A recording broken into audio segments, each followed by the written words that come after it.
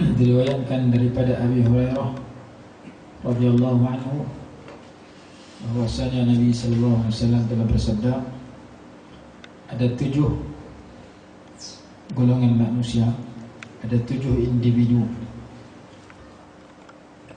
yang Allah akan naungi, berikan perlindungan pada hari kiamat. Pada hari tidak ada naungan melainkan naungan daripada Allah Subhanahu wa taala. Yang pertama, imamun adilun, pemimpin yang adil. Yang kedua, wasyabun nasha'a fi ibadatillah azza wa jalla, seorang pemuda yang membesar di dalam beribadat kepada Allah. Seorang pemuda semenjak kecil lagi dia membesar sebagai orang yang sering beribadat. Yang ketiga, warajulun qalbuhu mu'allaqun bil masajid, seorang lelaki yang hatinya tergantung kepada masjid, sangat memperhatikan kepada masjid. Yang keempat, warajulani tahabba fillah ijtama'a alaihi wa tafarraqa alaihi, 2 orang lelaki yang saling cinta mencintai kerana Allah. Mereka berdua bertemu atas kecintaan kerana Allah dan berpisah keduanya kerana Allah. Warajulun, dan yang ke berapa lah? 5, 6. Kelima, warajulun da'atuh imra'atun dhatu mansibin wa jamalin, seorang lelaki yang diajak oleh seorang perempuan yang mempunyai kedudukan yang tinggi dan kecantikan. Faqala inni akhafu Allah, lalu lelaki itu berkata, sesungguhnya aku takut kepada Allah. Yang keenam, warajulun tasaddaqa bi sadaqatin fa akhfaha, seseorang yang memberi sedekah dengan satu sedekah lalu ia menyembunyikan amalan sedekahnya itu. Hatta la ta'lama shimaluhu ma tunfiqu yaminuhu, sehingga kan tangan kirinya tidak mengetahui apa yang diberikan, nafkah yang diberikan oleh tangan kanannya. Dan yang terakhir, warajulun dzakarallaha khaliyan fafadat 'ainahu, seorang lelaki yang berzikir kepada Allah secara bersendirian lalu mengalir air mata daripada kedua matanya. Hadis ini ma'ruf, hadis dalam hadis 40. Ada 7 golongan orang yang akan mendapat perlindungan Allah pada hari kiamat. Sab'atu anfusin ataupun sab'atu asnafin minal bashar, ada 7 golongan manusia yang bakal mendapat perlindungan Allah pada hari tidak ada perlindungan melainkan hanya perlindungannya. Yang pertama, imamun adilun, seorang pemimpin yang adil, ditafsirkan sebagai sahibul wilayatil uzma, orang yang memiliki kepimpinan yang besar, maksudnya Perdana Menteri, pemimpin nombor 1 dalam sebuah negara, nama dia imam. Kalau dia orang adilun, yang bersifat adil, maka dia akan dapat perlindungan Allah pada hari kiamat. Diiringi dengan pemimpin yang adil di sini, kullu man waliya syai'an min umuril muslimin fa'adala fi, setiap orang yang memimpin urusan umat Islam lalu dia berlaku adil padanya. Jadi nombor 1, pemimpin negara. Nombor 2, setiap orang yang menjadi pemimpin dalam urusan umat Islam. Kalau di sekolah, pengetua, guru besar. Kalau di pejabat, bos dalam pejabat tersebut. Kalau di negeri, menteri besar. Kalau dalam keluarga, suami, bapa. Termasuk di dalam orang yang diikuti. Imam ni orang yang diikuti. Apabila dia mentadbir orang-orang yang di bawah pentadbiran yang menurut peraturan Allah, tak bercanggah dengan hukum hakam Allah, maka dia dikenali sebagai adilun. Dalam hadis Imam Muslim menyatakan, innal muqsitina 'inda Allah 'ala manabira min nurin 'ala yaminir rahman alladhina ya'diluna fi hukmihim wa ahlihim wa ma wallaw. Atau kama qala hadis Imam Ibn Umar, sesungguhnya orang-orang yang berlaku adil di sisi Allah Subhanahu wa taala bahkan berada di atas mimbar-mimbar cahaya di akhirat kelak, yaitu orang-orang yang berlaku adil dalam hukum mereka dan pada keluarga mereka, pada ahli mereka dan kepada apa yang mereka pimpin. Tafsiran yang terbaik kepada makna adil ialah alladhi yatba'u amrallahi biwad'i kulli shay'in fi mawdi'ihi bighairi ifratin wala tafritin. Orang yang mengikut perintah Allah dengan meletakkan segala sesuatu sesuai pada tempatnya tanpa ada ifrat, tanpa ada tafrid, tanpa berlebih-lebihan, tanpa berkurang daripada sepatutnya. Tidak keterlaluan sampai berlebihan dan tidak kurang sampai tak sampai kepada kedudukan yang sebenar. Jadi orang adil ni orang yang meletakkan sesuatu sesuai mengikut kehendak syarak, sesuai dengan kehendak dia. Kalau kita bagi sesuatu tak kena tempat, tak nama adil. Bukan adil berkata bagi sama banyak, bagi semacam tak. Kalau seorang bapa ada anak lelaki, ada anak perempuan, dia bagi ke anak lelaki kain pelikat, dia bagi ke anak perempuan kain batik, dia orang adil. Kalau bagi semacam dua-dua bagi kain pelikat, tak betul. Dua-dua bagi kain batik, tak betul juga. Mana yang sesuai bagi anak lelaki kain pelikat, sesuai bagi anak perempuan kain batik, kita bagi sesuai dengan kedudukan, kita nama adil.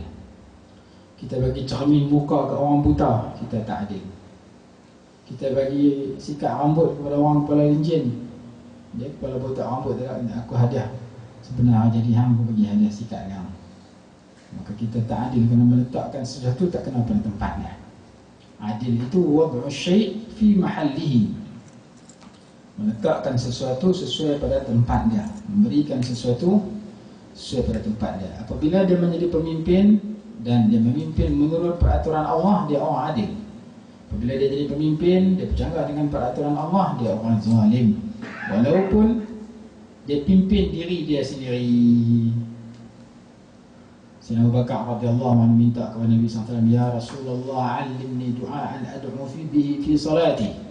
Ya Rasulullah, ajak aku satu doa aku nak baca dalam sembahyang. Lalu Nabi SAW ajak, bila kamu dalam sembahyang, lepas pada tasyahud akhir kamu baca, Allahumma inni zalamtu nafsi zulman kathira wa la yaghfiru dhunuba illa anta faghfir li maghfiratan min 'indika warhamni innaka antal ghafurur rahim. Ya Allah, ya Tuhanku, sesungguhnya aku telah menzalimi diriku dengan kezaliman yang banyak. Sayyidina Abu Bakar ni orang paling baik umat Rasulullah. Nombor satu adalah Sayyidina Abu Bakar.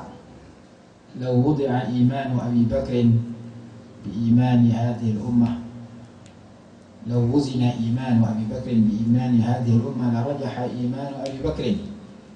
Al-Imam As-Suyuti rahimahullah sebut sebuah kenyataan dalam kitabnya Tarikhul Khulafa, sekiranya ditimbang iman Sayyidina Abu Bakar dengan iman seluruh umat Rasulullah, nescaya berat iman Sayyidina Abu Bakar. Dalam kitab Kifayatul Awam kata, man ankara suhbata Abi Bakrin fahuwa kafirun. Barang siapa yang menafikan Sayyidina Abu Bakar seorang sahabat, dia orang kafir, kerana bercanggah dengan firman Allah dalam surah At-Taubah, Thaniyasnaini idhuma fil ghar.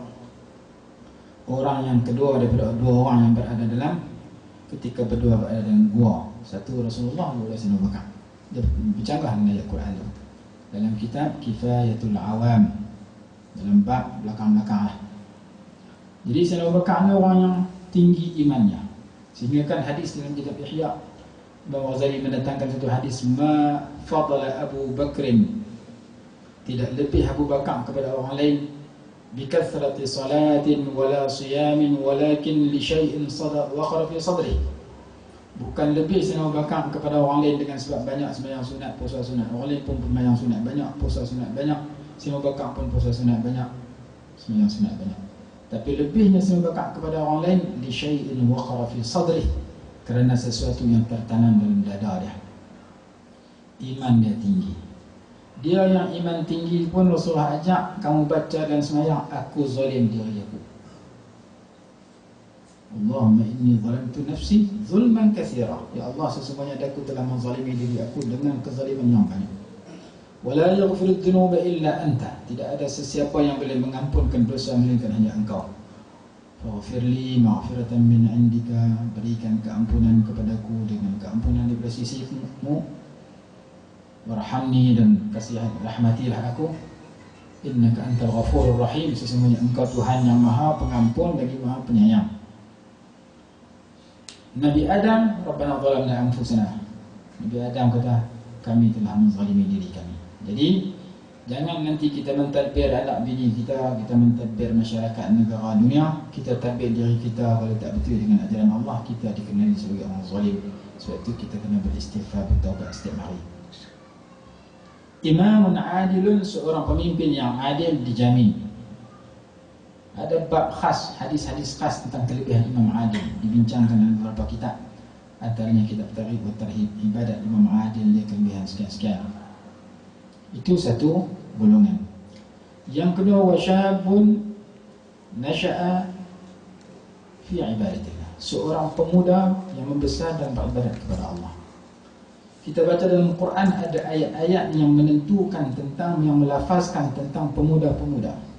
Antaranya tentang Ashabul Kahfi, innahum fityatun amanu bi rabbihim wazidnahum huda. Sesungguhnya mereka itu adalah fityatun, sekumpulan pemuda yang beriman dengan Tuhan mereka, lalu kami tambah iman mereka. Pemuda yang beriman yang keluar meninggalkan negeri dia yang tak elok untuk menyendiri dan diikuti oleh anjing, sehingga kan anjing itu disebut dalam Al-Quran. Lalu dalam Hasyiah Sawi menyatakan, sekiranya seekor anjing sahaja yang menemani orang-orang yang saleh sudah dipuji dan disebut dirinya di dalam Al-Quran, bagaimana dengan manusia yang menemani orang-orang yang saleh? Kelebihan mendampingi orang baik itu bukan tidak dapat ke orang, tapi dapat kepada anjing yang disebut dalam Suratul Kahfi. Innahum fityatun amanu bi rabbihim wazidnahum. Ada lagi disebut tentang Nabi Ibrahim sewaktu nak katuk berhala. Kami mendengar fatan, seorang pemuda. Nabi Ibrahim dikatuk berhala ketika dia seorang pemuda. Jadi dalam Quran ada beberapa ayat, ada ayat lain lagi yang menyebut tentang orang muda. Dan sejarah membuktikan bagaimana Nabi SAW melantik Sayyidina Usamah bin Zaid, seorang pemuda umur belasan tahun, untuk menjadi pemimpin tentera setelah kewafatan baginda. Lalu dihantar oleh Sayyidina Abu Bakar radhiyallahu anhu. Sayyidina Usamah ni ibnu hibbi Rasulillah, kekasih, anak kepada kekasih Nabi SAW. Ketika Rasulullah wafat, memandikan mayat Rasulullah tu ramai, 5-6 orang. Seorang saja boleh buka mata, lain kena tutup mata. Tutup buka mata pun tak tengok aurat Rasulullah. Yang buka mata, yang jadi tukang juruhin, gosok dan sebagainya, diketuai oleh Sayyidina Ali karramallahu wajhah, dibantu oleh Al-Abbas bin Abdul Muttalib, dibantu oleh Fadl bin Abbas, dibantu oleh Usamah bin Zaid, dan Maula seorang lagi nama apa, 5-6 orang yang mandi jasad Rasulullah. Sayyidina Ali ketua dia. Jadi Usamah bin Zaid ni seorang pemuda umur belasan tahun, dilantik menjadi ketua panglima perang yang memimpin orang-orang tua-tua di belakang dia. Sehingga kan ulama menyatakan, apabila Allah memberikan bimbingan kepada seseorang, berapa ramai orang tua yang berhajat kepada orang muda. Kam min fatan, berapa banyak orang muda apabila mendapat lahazathu inayatun minallahi fahtajat ilaihi al-akabir. Berapa banyak orang muda bila Allah Ta'ala berikan bimbingan kepada dia, orang tua-tua berhajat kepada dia. Antaranya Sayyidina Usamah bin Zaid. Satu masa Sayyiduna Umar ibn Abdul Aziz rahimahullah ta'ala memanggil orang untuk membincangkan satu isu. Lalu bangun seorang pemuda nak bercakap, saya nak bagi satu pandangan. Sayyidina Umar kata, duduk, banyak lagi orang tua lebih daripada kamu, bagi orang tua cakap dulu. Dia kata, kalau pasal umur kamu larang aku, lebih ramai orang lebih layak jadi orang berkhalifah lebih daripada kamu, kerana lebih ramai orang lebih tua daripada kamu. Dia kata, kalau begitu hang cakap. Saya larang pasal dia nak bagi orang tua, budak tu pandai cakap. Budak tu kata, bukan terletak pada umur, terletak kepada orang tu mampu memberikan pandangan ataupun tidak. Jadi ada kitab-kitab tajuk dia Taghyirus Syabab, peranan syabab, pemuda-pemuda yang dibincangkan oleh para ulama di dalam kitab-kitab mereka. Hadis golongan yang kedua menyatakan wasyabun, seorang pemuda nasya'a yang besar fi ibadatillah azza wa jal, dalam beribadat kepada Allah, hatta tuwfiya, sehingga ia meninggal dunia, sehingga mati. Dalam riwayat dia kata hatta tuwfiya ala dhalik, sehingga dia mati dalam keadaan sedemikian.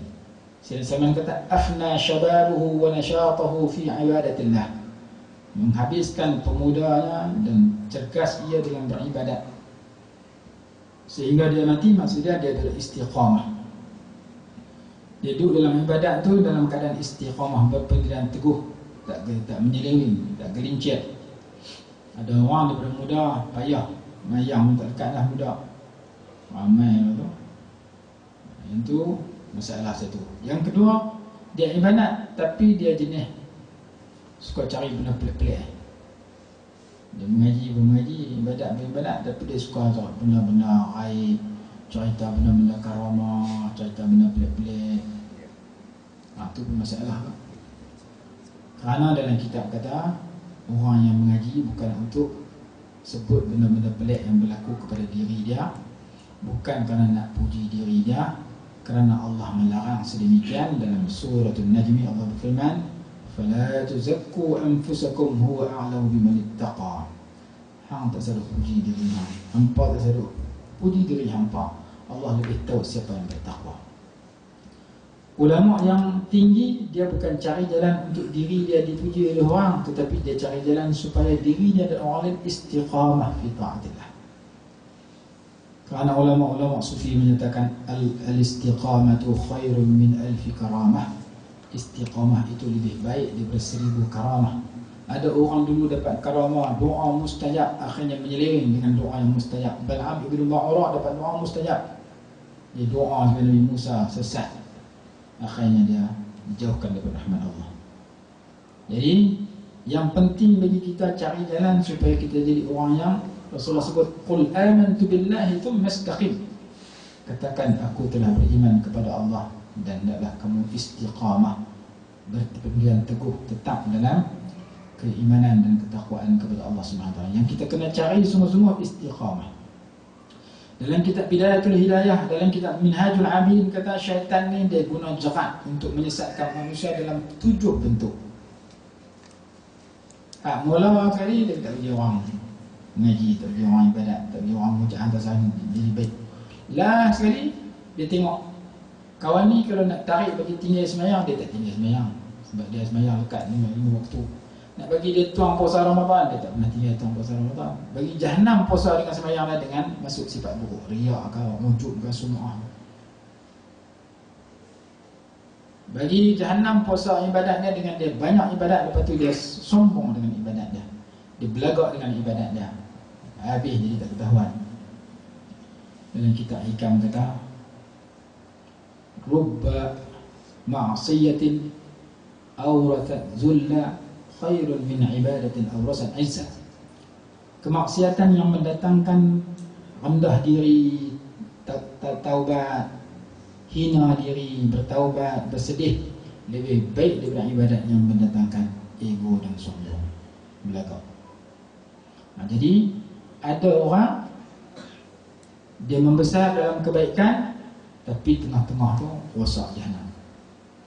Dalam kitab Al-Fathur Rabbani, syarah kepada Musnad Imam Ahmad, ada satu doa yang Nabi SAW baca, Allahumma inni a'udzubika min amalin uridu bihi wajhaka fa khalatahu ma laysa lak. Ya Allah, sesungguhnya aku berlindung denganmu daripada melakukan suatu ibadat yang dilakukan ikhlas kerana engkau pada awalnya, tiba-tiba sampai tengah jalan bercampur dengan tujuan selain daripada engkau.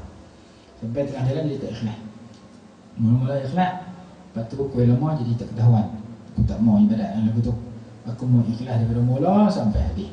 Itu Nabi SAW ajar dalam doa. Jadi pemuda yang membesar dalam ibadat ni bukan tanpa tua berhenti, tapi hatta tuwfi ala dhalik, sehingga dia meninggal dunia. Yang ketiga, wa rajulun qalbuhu mu'allaqun bil masajid. Bang, dia. Allahu Akbar.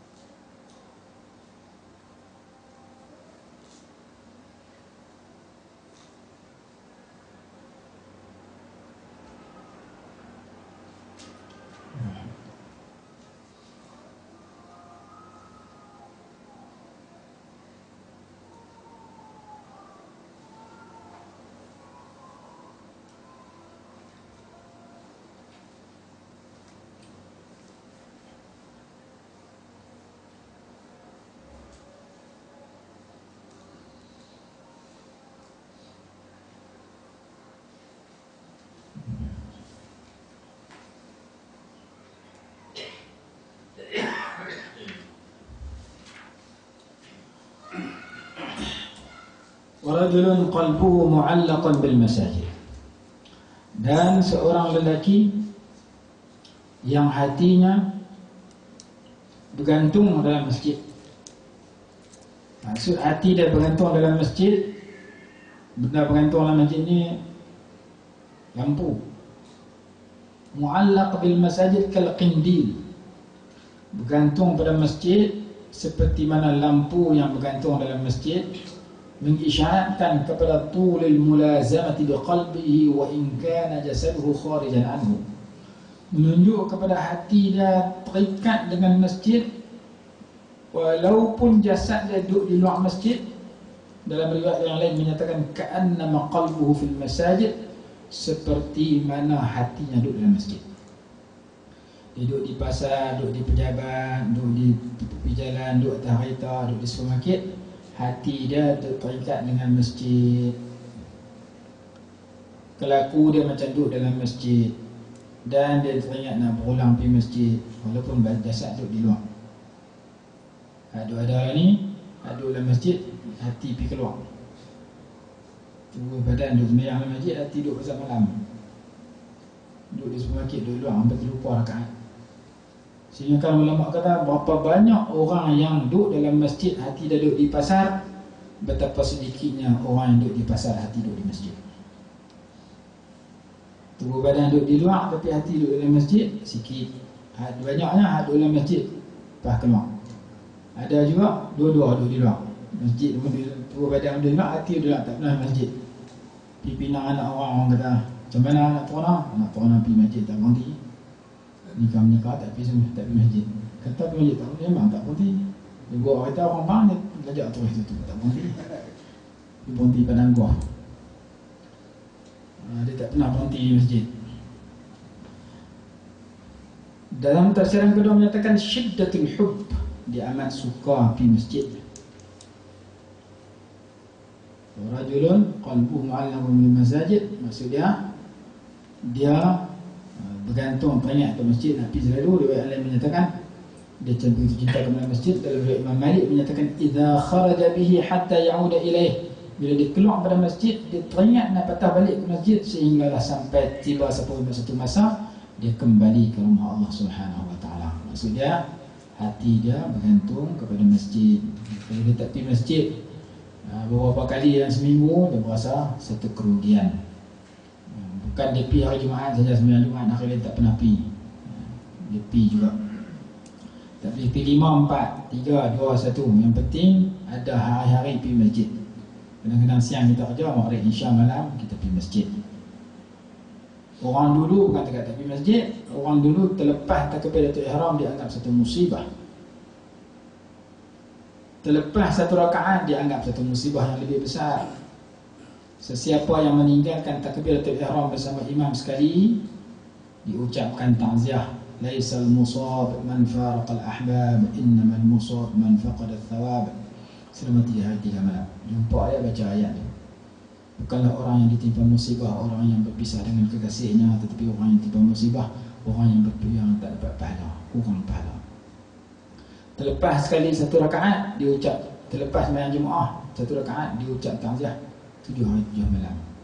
Orang zaman lah pada hidup zaman dulu jenuh terima ta'ziah. Pasal seminggu tak pergi masjid terus. Terlepas hari-hari sembahyang Jumaat, takbiratul ihram dah masbuk selalu. Yang tak masbuk satu lah, sembahyang mayat. Tu tak ada orang masbuk. Sejak saya sembahyang mayat ni tak ada orang masbuk. Sebab kalau masbuk kacau. Yang pertama takut duit habis kan. Yang kedua kalau masbuk kita pergi sayuk Allahu Akbar, kita takbir, imam bagi salam, kita nak sambung lagi 3. Imam bagi salam, orang angkat mayat, kita nak tahu ke mana. Orang usul mayat, orang nak pergi kubur. Aku main sembahyang mayat tak ada. Takkan nak kona talak belah mayat. Jadi masalah. Akhirnya mayat tak ada masbuk. Sembahyang fardu bercambah masbuk. Jadi dalam masalah masbuk ni, kalau zaman dulu mereka ambil berat. Sehingga kan ada seorang ulama 30 tahun, riwayat kita 40 tahun tak pernah terlepas sembahyang jemaah bersama imam dan tak pernah berdiri melainkan dia nampak tengkok tu imam. Antaranya Imam Sa'id bin Musayyib. 30 tahun, 40 tahun sembahyang rakaat pertama dan duduk belakang tu imam.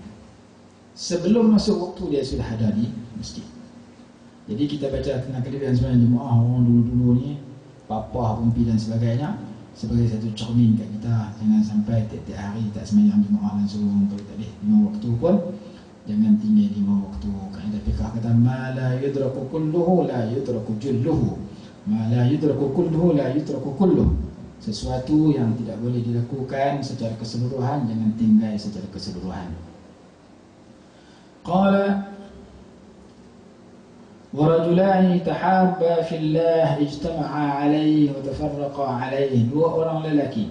Yang tadi dia kata lelaki yang bergantung dengan masjid. Ulama membicarakan tentang hukum perempuan sembahyang di masjid. Ada ulama kata perempuan ni lebih afdal sembahyang di rumah. Tetapi kalau dia nak pergi masjid, tidak boleh dilarang oleh suami dah. La tamna'u ima Allah masajid Allah. Jangan kalian melarang hamba-hamba Allah yang perempuan untuk pergi masjid dengan beberapa syarat. Jangan pakai terlalu menarik, bom minyak wangi, bom berlima depak, tak boleh. Jangan pakai tak segak sangat, tarik perhatian orang. Jaga perbatasan lelaki perempuan, jangan bercampur lelaki dengan perempuan. Naik tangga sekali, masuk beli air sekali, jangan. Jaga. Boleh pergi masjid. Bahkan ada ulama kata kalau pergi sembahyang saja afdal sembahyang di rumah. Nak pergi sembahyang masjid tak apa, tapi kalau bertemu dengan majlis ilmu lebih afdal perempuan sembahyang di masjid juga, kerana dapat 2. Yang pertama sembahyang jemaah, yang kedua dapat mengaji. Itu kesimpulan perbincangan ulama tentang hukum perempuan sembahyang di masjid.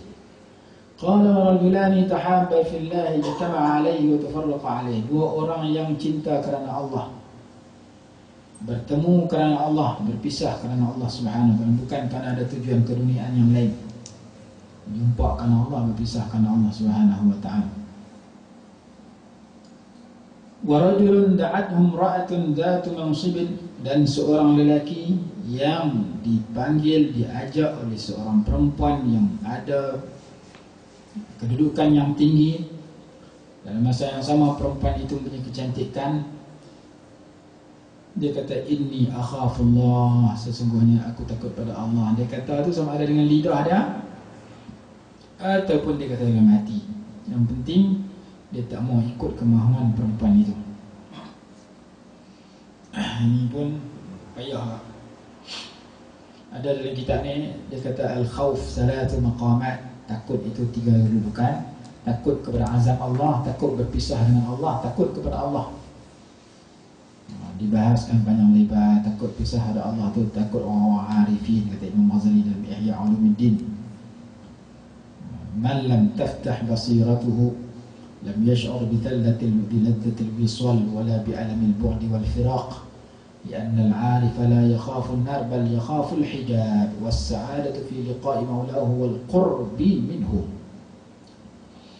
Imam Ghazali kata takutnya orang yang arif, yang kenal Allah, yang beramal dengan ilmu dan yang salihin, yang baik-baik. Khauful arifin al-amilin as-salihin. Barang siapa yang hatinya, hati kecilnya tidak terbuka, dia tidak akan merasa kelazatan mendekati Allah, tidak akan rasa sakitnya menjauhi Allah. Karena orang yang kenal Allah tidak takut kepada neraka, bahkan takut kepada dihijab daripada Allah Subhanahu Wa Taala, dan kebahagiaan bagi mereka dalam pertemuan dengan Allah dan dalam mendekatkan diri mereka kepada Allah. Ketika Nabi SAW sakit nak wafat, diberi pilih antara kekal di dunia dengan datang bertemu Allah, baginda mengucapkan as'aluka ar-rafiqal a'la, as'al ar-rafiqa ila ar-rafiqil a'la. Saya ingin pergi kepada teman yang tertinggi. Teman yang tertinggi itu dua tiga tafsiran. Tafsiran pertama menyatakan an-nabiyyin was-siddiqin wasyuhada' was-salihin wa hasuna ulaika rafiqa, dalam ayat dalam surah An-Nisa. Ada dua tiga tafsiran dalam kitab Siratul Nabawiyah Syekh Muhammad bin Abu Syuhbah. Kata Sayyidah Aisyah radhiyallahu anha, aku letak dia, kepala dia di dada aku, dia pingsan. Setelah baginda pingsan, baginda celak mata, tengok ke atas, kemudian berdoa Allahumma rafiqal a'la. Panjang perbahasannya kitabnya, ini rajah dan sebagainya. Orang yang takut kepada azab Allah kerana memandang dirinya ada taksir dan kelalaian, kecuaian, itu tahap kita, orang rendah. Puncanya kerana dia redha dengan kehendak nafsu dia, perbuatan nafsu dia. Yang kedua, khaufu firaqillah, takut berpisah dengan Allah kerana hilangnya nikmat. Yang ketiga, takut kepada Allah. Punca dia kerana aman daripada makrillah, daripada tipu daya. Panjang perbahasan yang disebutkan dalam kitab. Dia bahas tahap-tahap setiap tajuk. Al-wara' ada beberapa kedudukan, al-khawf ada beberapa kedudukan. Tajuk kitab ni abwab tasawuf maqamat wa afat, maqamatu wa afatuhu. Ada lagi satu kitab saya beli muka ni, dia datangkan tajuk-tajuk dalam tasawuf itu dalam bentuk tajuk, kemudian dihurai dalam bentuk hadis. Khauf, hadis tentang khauf. Wara', hadis tentang wara'. Setiap amalan tajuk yang bincangkan dalam ilmu tasawuf dihurai dalam bukan ayat biasa, tetapi dalam bentuk hadis-hadis yang ada kaitan dengan tajuk perbincangan dari bermula sampai habis. Qala ورجل دعته امرأة ذات منصب وجمال فقال إني أخاف الله. ورجل تصدق. Yang seterusnya, seorang lelaki yang memberi sedekah. Maksud sedekah di sini sadaqatut tatawwu', sedekah sunat. Karena sedekah sunat ni afdal secara tersembunyi. Sementara zakat, sebagian ulama kata afdal secara zahir. Bila orang nampak, orang kata dia ni kaya saja, kedekut tak orang zakat langsung. Ada kitab menyatakan zakat bagi secara orang nampak, sedekah sunat bagi orang tak nampak. Ada kata sedemikian, afdal sedemikian, kerana dia lebih dekat kepada ikhlas dan lebih jauh daripada riya. Dan disebut kanan dengan kiri, tangan kanan dengan tangan kiri ini dekat, lebih mendalam kepada menyembunyikan sedekah itu, seolah-olahnya tangan kanan bagi, tangan kiri tak tahu.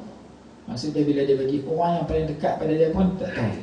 Nak sembunyi supaya dia dengan Allah dan penerima saja tahu. Kadang-kadang penerima pun tak tahu, dia kirim ke orang. Tolong bagi sedekah kat aku, kat si fulan, tapi hang jangan abang kata aku bagi. Sampai orang terima tak tahu. Ada juga. Yang penting sedekah itu diberikan secara ikhlas. Yang tersembunyi tidak orang tahu, terlebih tinggi keikhlasan dia.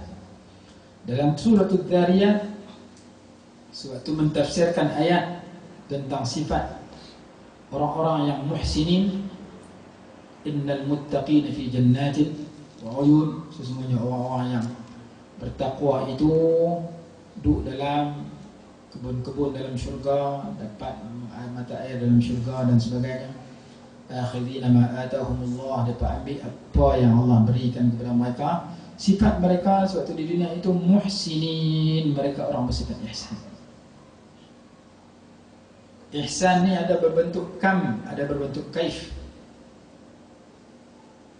Ihsan dalam bentuk cara, ihsan dalam bentuk bilangan.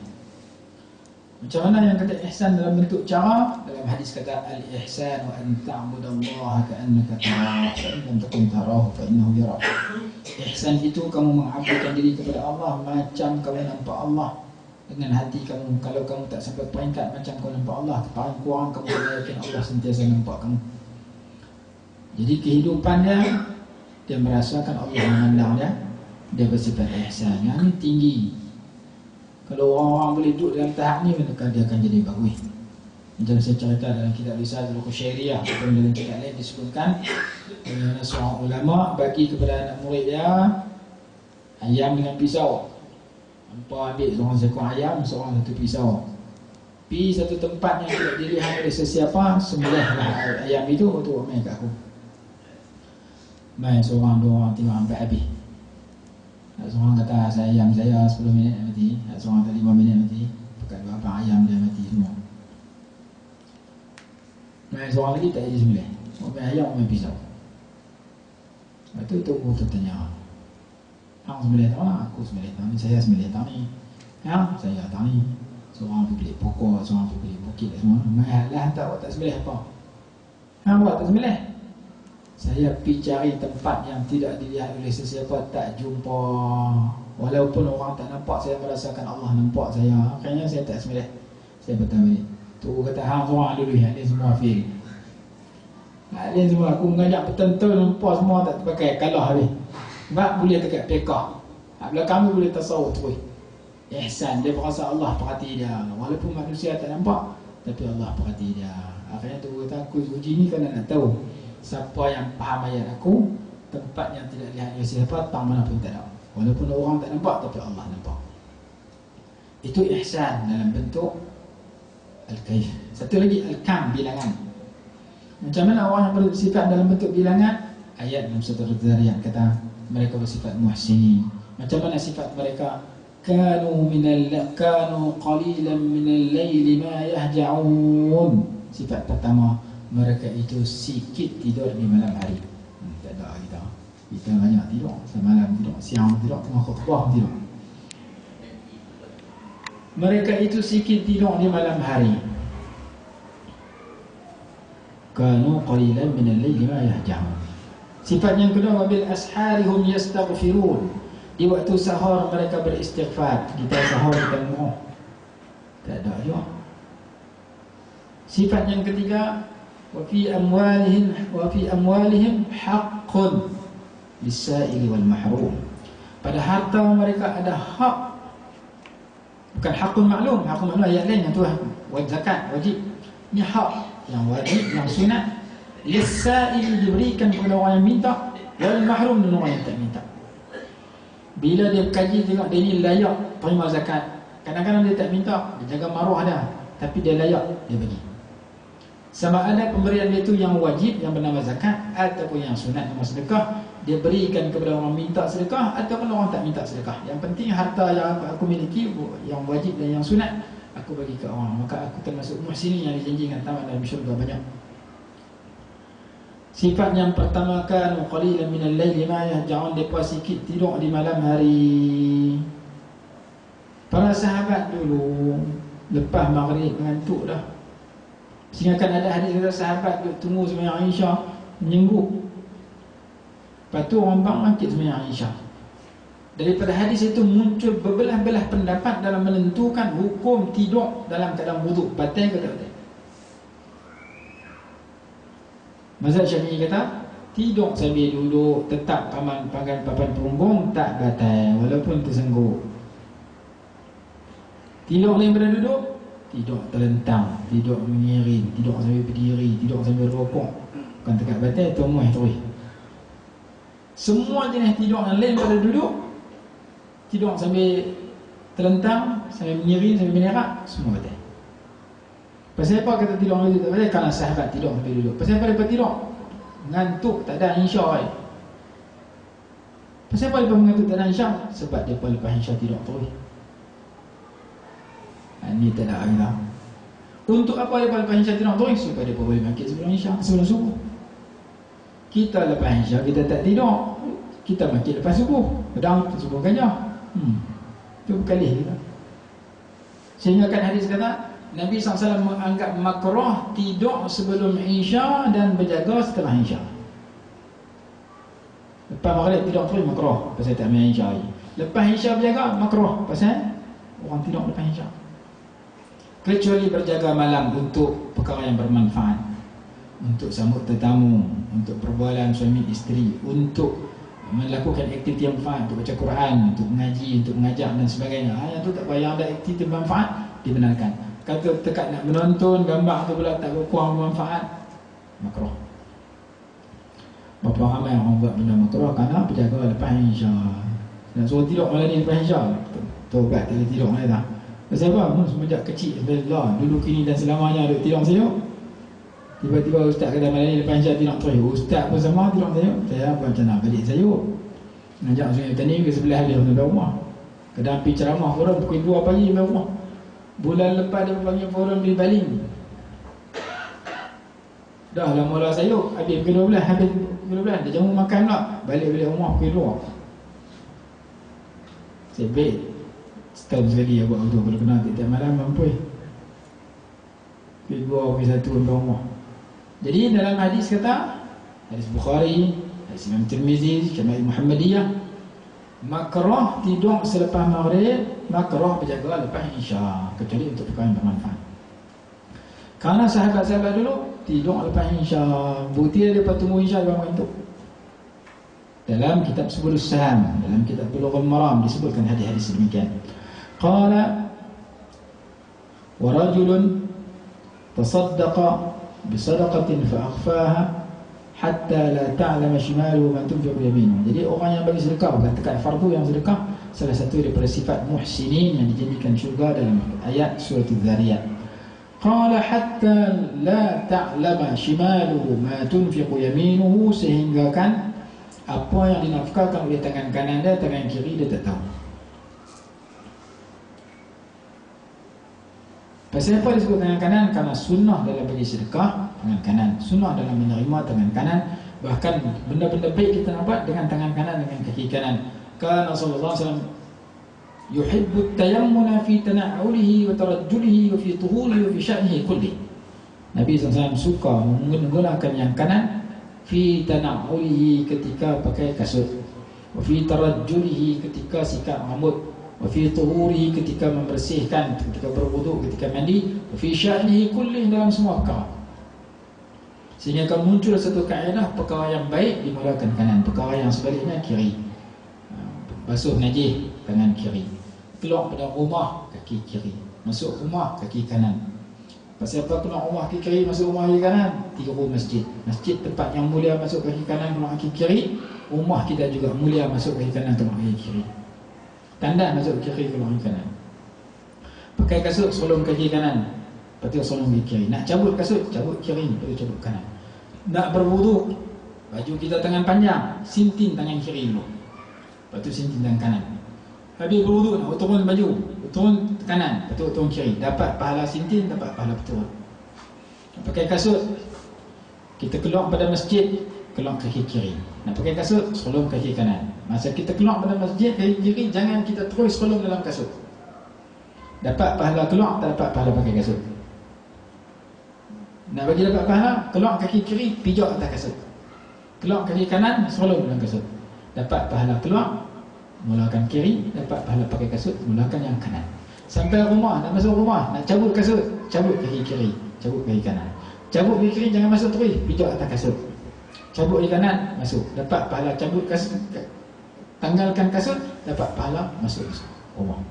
Macam-macam dibicarakan, nak korek telinga kanan dan kiri, semua dibicarakan.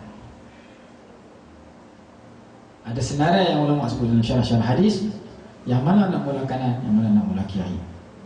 Panjang perbahasan para ulama. Jadi dalam memberi dan menerima, afdalnya yang kanan. Seseorang yang bersedekah dengan yang kanan dan dia sembunyikan sedekahnya itu, digalakkan sembunyikan sedekah sunat itu, sehingga kan orang yang dekat dia pun tak tahu. Kalau lelaki bagi sedekah, bini pun tak tahu, bini bagi sedekah, lelaki pun tak tahu, anak pun tak tahu, supaya ikhlas, Allah tahu, cukup. Wa rajulun dzakara Allah khalian fafadat ainah, dan yang terakhir, seseorang lelaki yang mengingati Allah sama ada dengan hatinya atau dengan lidahnya. Khalian, bersendirian, tidak ada sebarang makhluk, jauh daripada orang ramai. Karena seorang-seorang tu lebih jauh daripada riak. Ataupun sendirian itu tanpa mengingati lain daripada Allah, walaupun di khalayak ramai. Khalian maksudnya duduk dalam majlis, program ramai, orang satu stadium, orang satu pasar, dia mengingati Allah, tak pandang kepada makhluk, dia dengan Allah saja, walaupun dalam pasar tu ramai orang, walaupun dalam stadium tu ramai orang. Jadi dua tafsiran. Tafsiran pertama, khalian dengan hati duduk seorang-seorang. Tafsiran kedua, duduk dalam masyarakat orang ramai tetapi khalian dengan arti hatinya hanya dengan Allah, tidak